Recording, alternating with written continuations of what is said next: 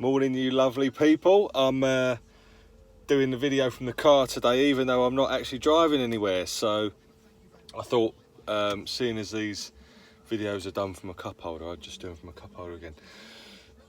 This morning, I want to talk to you about responsibility. Okay, so boring, I know, but listen, it's time to put our rights and all the rest of it aside for a moment, and actually have a conversation about your own personal level of responsibility. Now, there's a clinical psychologist who I won't name.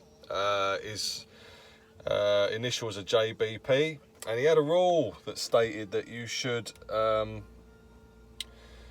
take care of yourself like you were somebody that you were responsible for helping. And what he meant by that, in a very, very quick way, was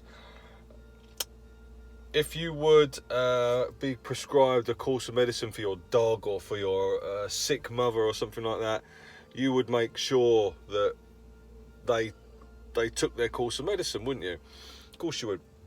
But then, strikingly, there's a very high percentage of people that never finish their own courses of medicine that they get prescribed.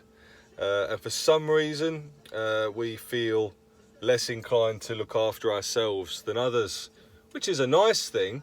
But when there's so much depression and anxiety and confusion, misanthropy in the world, you can't help but think, well, perhaps that's because we're not looking after ourselves. So one of the things that, from a fundamental point of view, that really matters to me is self-talk, yeah? And a lot of time people talk about getting rid of this negative self-talk and whatnot. And I think it's very, very important, because before I even get out of bed in the morning, sometimes I'm not a morning person at all. I'd rather get out of bed at 11, 12 o'clock in the afternoon and stay up till 4 in the morning. But I don't. I get up at 6 o'clock.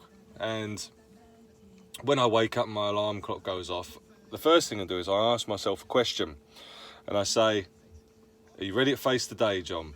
And I go, yes or no. If I say no, do you know what? I don't get out of bed. And if I say yes, then I put my feet on the floor. It's the first thing I do before I put my feet on the floor, is I ask myself whether or not I'm ready to stick my feet on the floor and get on with the day. And when I put my feet on the floor, it's the physical affirmation as well as the mental affirmation that I'm actually ready to face the day. And it's so powerful to just have that. Ask yourself the question, answer yes, put feet on the floor. Yeah, if the answer's no, roll over, back to bed you go. And what that'll do is that'll actually tell you something very important, because if that's happening too often, then you're in a bad spot. You're either in a bad relationship, you're in a bad job, something's wrong. And that's the key indicator that something's wrong. Yeah, and finding out what's wrong is something else that you have to think about, which we won't go into now. And it doesn't necessarily have to be a massively long-winded thing. You can actually uncover what's wrong in minutes. But quite often people tend to stick their head in the sand, or they want to be willfully blind to a situation. And that, again, is going against this concept of actually looking after yourself like you would look after anyone else that needed your help. Yeah, so on that note, once you're up and at 'em, the next thing I do is I obviously get in the shower, I get ready for the day.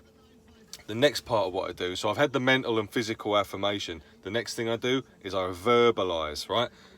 My partner thinks I'm crazy, but I will talk to myself in the shower like I was talking to somebody else. I'll be like, so how's your day going to go? How's your day going to go today, John? And I'll be like, well, I'm going to have a great day. I'm going to start off with a positive. I'm going to get downstairs. I'm going to do a video for all my staff, colleagues, and everyone else. And I'm going to have a really good breakfast. I'm going to drive into work. I'm going to have an authoritative day. People are going to ingest and understand and appreciate what I'm saying. The day's going to go quick because I'm going to be busy with lots of important work. I've got several jobs today that I've got to get done that I'll get done, and all the rest of it. And it's through the verbalization of this this day through discussing with myself the day that I'm going to have and making sure that I'm in the right headspace. So, you know, I'm going to have a positive day. If any problems arise, I'm going to tackle them properly, you know, and it's not going to be a problem. I'm not going to freak or anything like that. It's going to be a solid day where I can deal with all the things that come at me today. Through the verbalization, your body language, the tone of voice, the things you say will change, because your subconscious is infinitely more powerful than your conscious mind. Yeah, infinitely. And again, something else we'll go into another time.